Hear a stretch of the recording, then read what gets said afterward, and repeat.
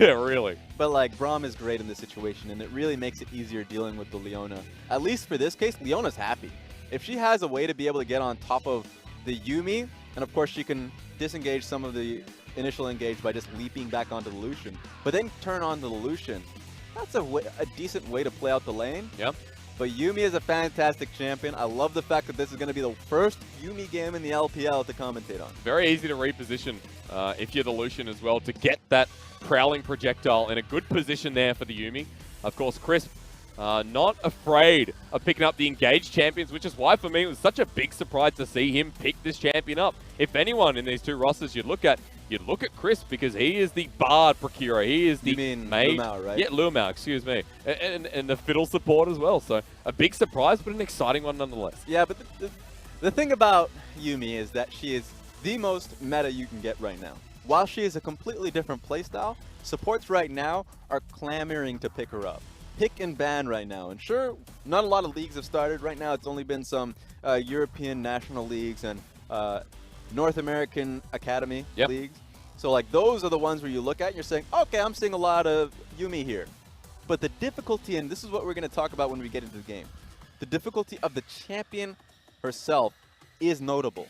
Because in the first day of Academy, I know day 2 came through, I didn't see the results on this one, but 2 Yuumi games played, 2 losses. And a lot of it has been in the fact that the laning phase has been fantastic. But if you're coming in and your team doesn't have the engage, and the support position is the way that you end up getting that, then, of course, as we listen to this cast, oh, hello. How you doing? But the biggest question mark for me is how your composition really rounds that out. And for me, FPX doesn't have any bit of engage past Silas being able to adopt another person's ultimate. I'm curious to see first LPL Yuumi on the side of Illusion, not the partnership I expected, but I told you I'm excited. I don't need to explain it anymore. Let's jump into game 1 of FPX JDG, the semi-finals rematch that went to game 5. They enter Summoner's Rift to look to set the tone early. 一集团两边的英雄强度来说，其实是差距不大的。以控制量来说，可能还是京东这边占一点小便宜。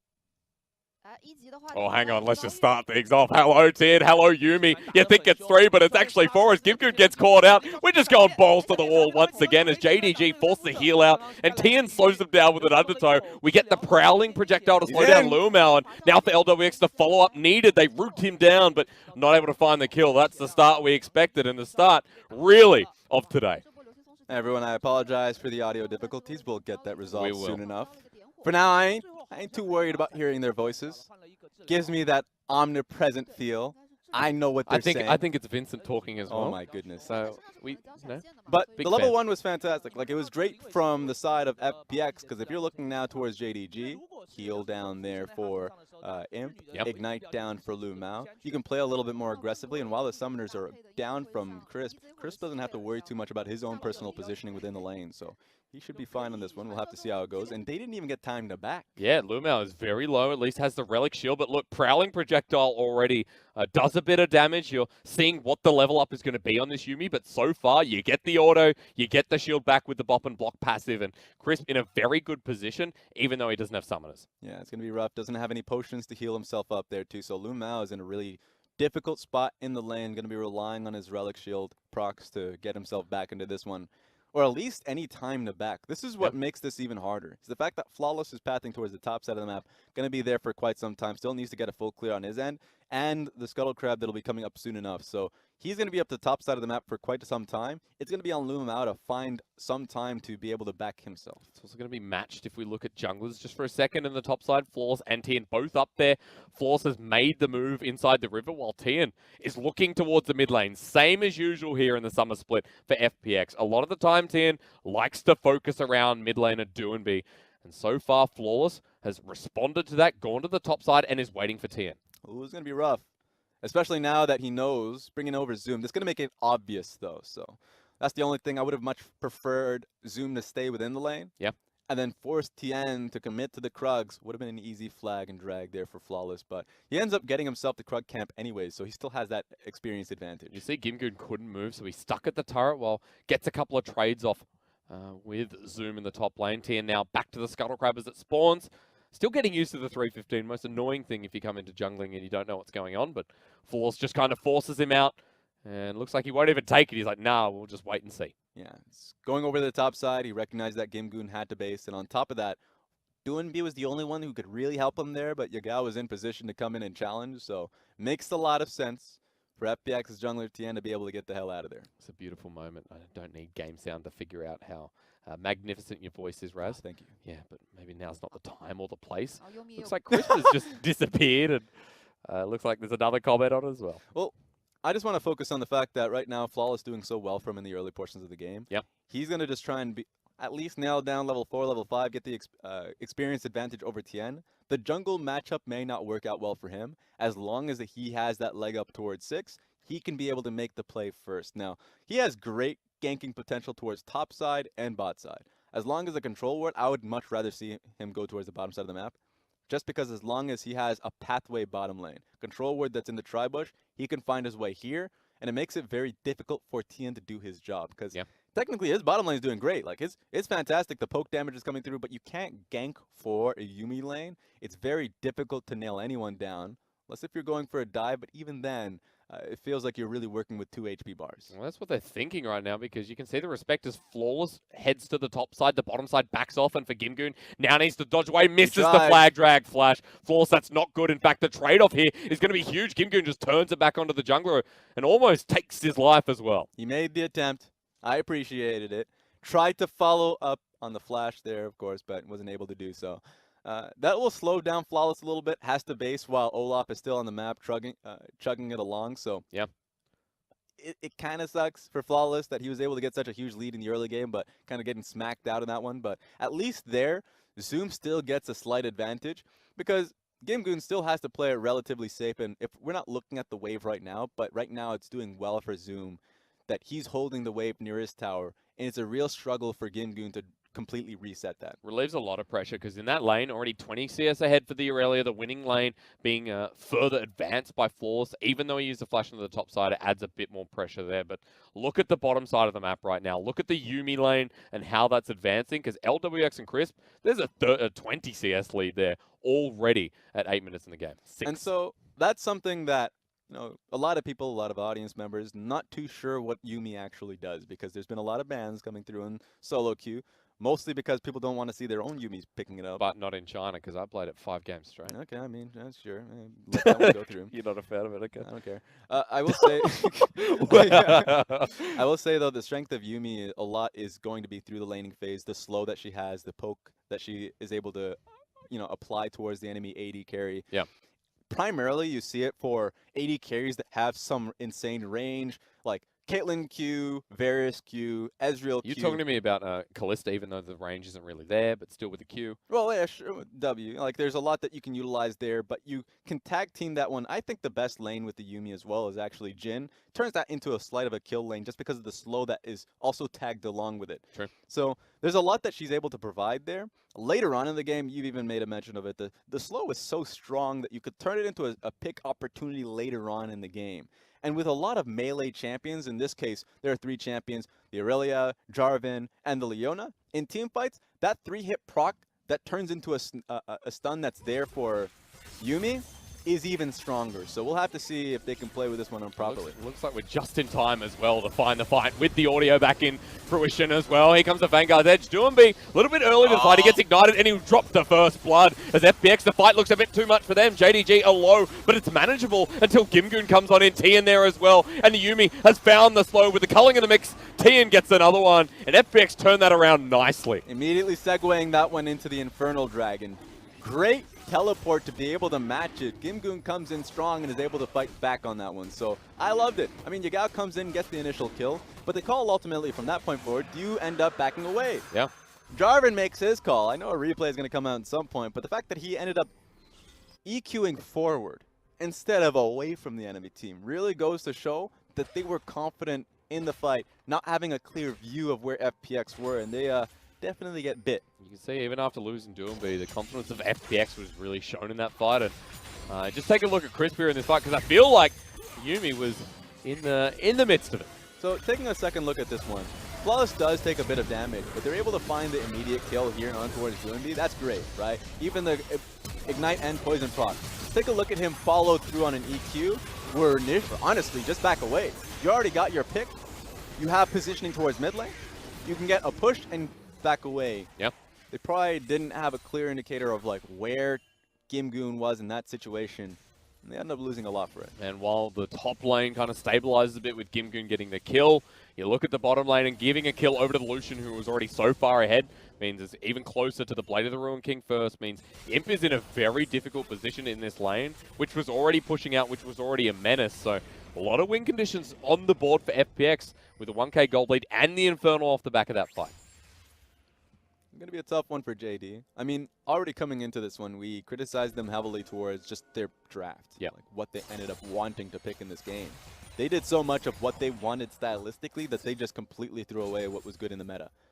So, good luck. I mean, you're going up against a Ryze and a Sylas that have themselves considerable gold leads in the matchups that they go into.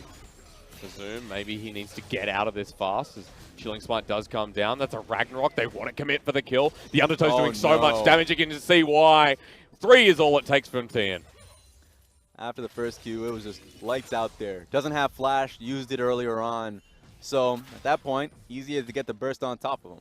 I thought they were just going to try and clear out the wave. They realized that Olaf does a considerable amount of damage in that situation. Gimgoon, got to get out of here. Yeah, see if he can make it. It's another 1v2 as the final chapter comes out. Lumao is going to get locked on down. They switch to Imp, but he finds the Blade Caller onto 2. Well, it's just Crisp who goes back on him with you and me. Petrifying Gaze in the top lane. Yagao, he's had his ult stolen as well, so he can't find anything else. All right, I'm a bit disgusted, even though we didn't get the full context of what that Cassie ultimate was trying to do. A while, like, very far away Gimgoon was. So, interesting move. I think right now, JDG, and a big deficit here. FPX continuing to push down, get turret plating in the bottom side. And the fact that Gimgoon gets out, it's even worse. And now, when we talk about Yuumi, kind of talk about her being essentially what feels like a win more champion. But she is such a good champion at being able to just continue to push lead. Zoom. Oh no, Zoom is going to get a flashback here. Tian's Chug, back. chug. Let's just go again. Chug, Dilby will get it this time. Yeah, thumbs up from Tian because that just happened again. All right, where are we doing this? Are we doing this bottom lane next? Zoom's running out of lanes. He definitely is running out of lanes to work with. Next time he's going to find himself in the river. This is tragic for Zoom. Picking up mid lane wave until Cassiopeia ends up coming so he can go top lane, picks up 2 waves at once, covers for his mid laner, but you have to be able to respect essentially Olaf's pressure, and he's been getting nailed down. We've had some pretty good Olafs here today, and Tian just showcasing yet another. We see the teleport come in, but have JDG gone too far? It looks like it is. Yagao is now going to get the same taste of the Ragnarok Olaf. Tian picks up not 1, but 2 as FPX realm warp in just to be safe. This is not a pretty game. It is not. There's not much else you can say about it. They're trying to at least combat with the vision that they've been able to place down, but not only do they lose out, because every single time they're not trading sides, Olaf is there, they're just losing the fights, and the division they were fighting for to begin with gets cleared out. Yep. We're back at step 1. Tian just goes back to the Rift Herald because why not?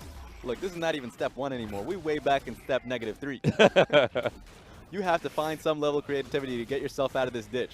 I mean, how do you? It's 4k gold lead, of course, not impossible, but at this point, all lanes going in the gutter. Final chapter again. Yagao teleports down to die. Thank you very much. Spellbook or no, it doesn't matter anymore because FPX, they're just going to take this turret with it. All right, we're going to make this lesson time just for anyone else. So you can actually learn something from what happened just there. Yep. If Yuumi is tagging along on top of a champion, if she Qs you under tower, she still tanks the tower aggro. Of course. So I'm just putting that out there for anyone that actually is wondering about Yuumi. I figured that out the hard way this morning. Oh yeah, you played Yuumi. Okay. I played a lot last night, and then I played a little bit this morning, and I don't know why it took so long to learn it, but it doesn't matter. You still have to use some bit of that IQ when you're going for dives. I'm not, no slam. I didn't see your games. Don't worry about it. Okay, all right. I ain't talking about you. That's too close for context, but yeah. It's the bottom lane dive that we ended up seeing. They ended up playing it perfectly there. LWX is monstrously ahead right now of Imp. That's a 20 CS lead. That was pretty much the same as the start of the game, but has that bounty. Blade of the Ruined King. Mid lane is ahead as well, and Gimgoon now has the cheeky little Yuumi who's been attached to him as he steals the ult away and is getting ready for this Infernal Drake. Ooh, Ooh, well, I don't know about this one. Let's see if they can get it. What's out Lumao? Dragon taken, but the Solar Flare onto one. That's all they need. Stolen away, used perfectly by Gimgoon. They flash on in 10. Just wants to take the fight himself. Solar Flare in return as Doombi has a Yuumi cheekily on him, but the final chapter comes on in. First one, second one. Give the kills over to the Magical Cat. And I'll take that trade. 3 for 1. They couldn't steal the Dragon. I thought they had the ability to. I mean, the burst from Olaf alongside Smite would have been able to nail it. But at the end of the day, they pick up a lot. They still were able to take one turret plating before turret platings are out of order. Yep. And LWX just snuck bottom lane underneath their nose, so much gold continuously going towards FPX. I mean, mid lane has a 60 CS lead just about. Top lane doesn't matter anymore because Zoom has become irrelevant in this game. While Gimgoon roams around, helps clear out the rest of the turrets. Suddenly, FPX are about 7k gold ahead. All right, let's talk more cat facts. Okay, go. So, for Yuumi, you know, a lot of times you're talking about, you know, maxing Q, maxing E. A lot of Yuumi players have, I mean, every Yuumi player at this point have been alternating between Q and E. Yep. They both have great values, and a lot of them are just very beneficial during the laning phase, and you already start with a W ranked in level 1, so you don't see that until later on, but yeah. Yuumi doing a lot of work here. Double kill. How'd that happen? Ultimate It too does much. no damage. That's because you have an Athenes this early on. It even does less damage past the first, you know, pickup, like first wave, essentially. If you get hit by the first wave, it does less damage, but still was able to last hit those 2 kills. It's great in team fights for someone like Crisp. Haven't been able to see what he's been maxing this game, but what we do know is the Athenes, the standard first picked up. We see another Fairy Charm, expecting to see the Ardent coming through for someone like Delusion. Yep. Redemption's been an option as well. I think we're talking a lot about the options before we're going on broadcast, Raz, but seems to be going pretty standard. Exactly as planned. And the concerns that I had about FPX not having the level of engage. Now, remember earlier on in the draft when the Jarvan was nailed down, I was like, nice. All right, maybe you can just rely on that. Lumao saw the Silas. Yeah. It's not like he's blind. He's like, Leona. I'm understanding the Leona more and more. I see it, Raz. I in a good way. Was still a proponent of the Braum. Yep. It's only getting stronger by the minute. Well, you could, I mean, you can see at this point, the Solar Flare has been used offensively by Gimgoon, and feels like it's done a lot more so far than Lumao. But having said that, still ability to find those picks with the Leona. And at 16 minutes in the game, the Infernal was taken by JDG, so although they lost the fight, at least they picked up an objective. Now can they stop the Rift Herald pushing the top lane? Now I'm just expecting history to happen. When FPX gets a substantial lead, they don't become like a revolutionary team. They don't change their strategy. They continue to look for team fights. Yep. They'll get more blood. I'm expecting about 20 kills by FPX by the end of the game. Okay. That's how ruthless it ends up getting now. It gives JDG an opportunity to come back. Like, we still have to remember the lessons that FPX and JDG had during their playoff stint. That full game 5. But I think right now FPX have such a substantial lead that this game feels a little doomed. We'll see what ends up happening. I mean, they can keep forcing plays like this. There's a Realm Warp. Final chapter comes through again. Again, just the edge of Yagao. As Tien walks back on in with Ragnarok. Thank you so much for the prowling projectile. Yagao almost dies to it as the Rift Herald just starts clawing away. Flawless even walks on through and almost dies himself. And eyes on Gimgoon here, because if they can get this top lane turret, it's going to be a little harder now with no wave. They're going to segue that towards the mid lane as he's prepping that one. So for FPX, they're playing this one perfectly. JDG forced to just play the game of cat and mouse. For JDG, now the top turret just keeps getting harassed on floors, trying to hang around, but they need to leave because this turret's already dead and Imp almost goes down with it. This is just a compounding advantage. JDG need to group up, and the fact that they're doing so makes it so being able to pick up experience on the members that need it impossible. At this point, the 2-level advantage that DoomB has is only going to expand. So rough times here, especially if their next push is going to have Rise on side lane, and Yagao can never do that for himself. It's going to be a hurtin'. Definitely is. You got the Ignite, so Yagao's just like hoping for something at this point. But again, I digress. 60 CS lead for DoomB in the mid lane, and the fact that Gimgoon has gotten away, and now with the Electrocute, Silas has the Luden's Echo. That's the first item before Zoom was able to get there. Just such a good news story. JDG waiting for this pick. This is what they can hope to do right now against FPX. But even that seems too much. Lumao imp, back away, Flawless is away as well. They should just be pushing out mid. They cannot contest for this. For them, they feel like they have to do something drastic to get themselves back into the game, but take a look at the position that Zoom's in. While he does have teleport, he wants to be able to at least clear the wave. He doesn't even have his Trinity Force at this point. Yeah. Struggling for itemizing because he got himself the Tiamat. So we're going to have to see what he can do to at least kind of help the team in team fights. Not going to be in the position. With that teleport, there's not going to be a follow-up because there's no pick that comes through from JDG. They're still here. Someone will come. There's a lot of patience. Use the 80 carry as a bait. Oh, hang on. Okay, the back's going to come through, of course. I think even with the 2v4, it's going to be a bit too much for JDG to handle. FPX just seems so simple, and pondering why they got first seed. Well, this is a very good example in Game 1 as to how dominant the team were in the regular split. That's the thing about FPX. I think FPX getting that first seed, the way they were able to do that, at first we had expected them to just be, like, I would say one-trick ponies in the sense that they used Tien and Doombi to a fault. Like, they needed to be able to pick up wins or at least have a shove in mid lane. And teams at the top were really challenging them that one. Yep. Specifically Invictus Gaming, because of course they have the stronger 2v2 just in terms of mechanical skill. And then we saw them struggling when they went against TOP in the regular season in that same facet. Of course, that changed when Top Esports ended up coming at them at the 3rd, 4th place match. What I saw was a more dynamic team. A team where Tien wasn't tied to Doombi at all. Tien was able to actually make a lot of side plays happen. So we got to see Gimgoon, who's well respected now internationally. If you've seen the tier list that Perks actually showed up. Yeah. Gimgoon was at the top of that one. And of course, playing towards the bottom lane of LWX and Crisp, who's been at this point like the longest lasting duo lane. They have been together for so long that you never question their duo lane synergy. Of course not. So FPX, a strong team to contend with. And they're already dominating JDG off that point. You can just see why something like the Yuumi came out with a duo like LWX and Crisp. The Yuumi needs a lot of synergy. And a lot of the time, you see in solo queue, you don't really get that. So good to be seeing it here, and especially in this first game where already has such a significant lead. FPX are pushing that to the limit as Force is just fighting tooth and nail to pick up the blue buff. Working as a team. Not going to be stolen. Holding hands. Prowling projectile. Together at all times.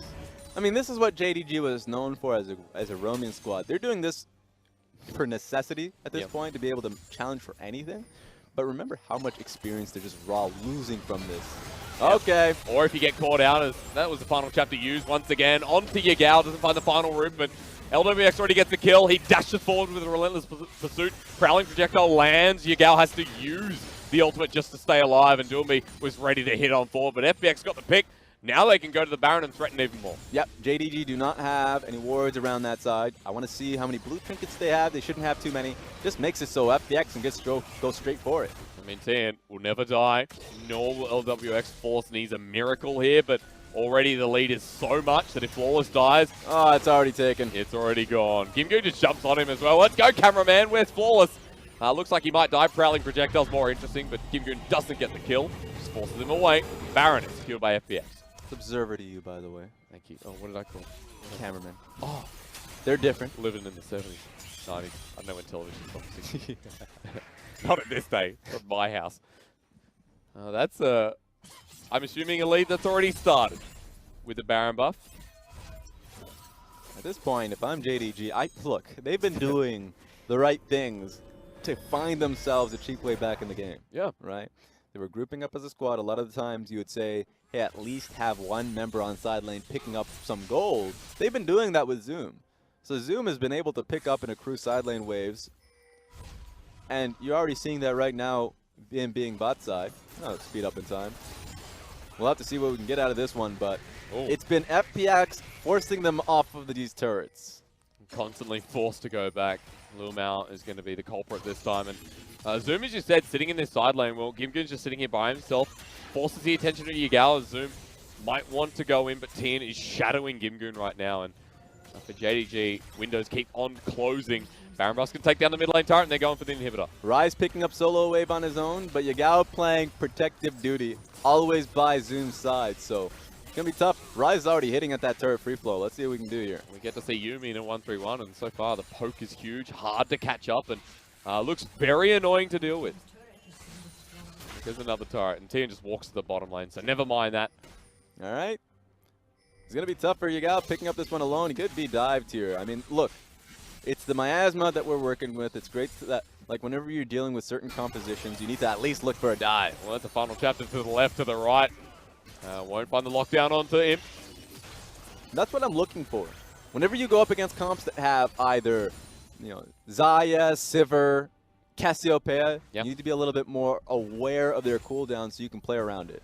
So the wave clear impasse, he's mid-range. So you're going to, oh wait, they're using that cannon minion. Oh, hello. Oh, you can't use it though. You have Baron. Joke's on you. It's not just in range. Yagao, petrifying gaze again.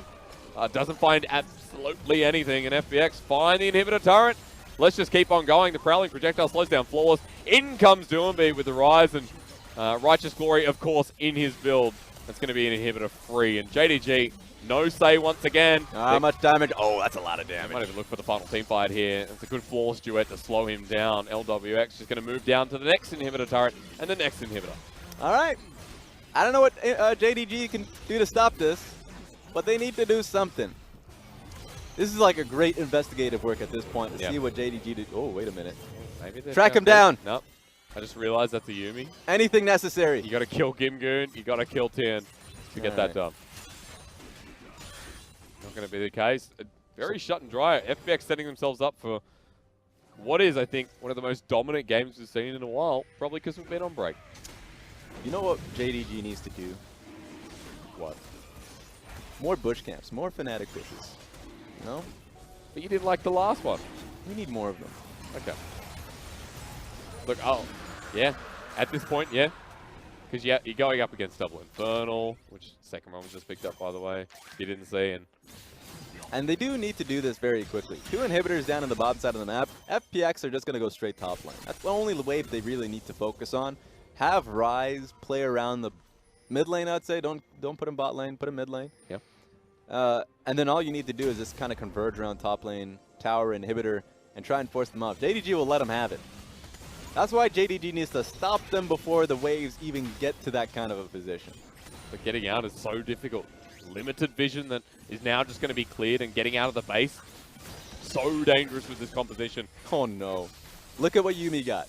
Mikhail's Crucible. Oh, here we go. So she is a little bit worried. Cleanse on the Lucian. You need a little bit more safety, buddy. Yeah. Anybody can get it.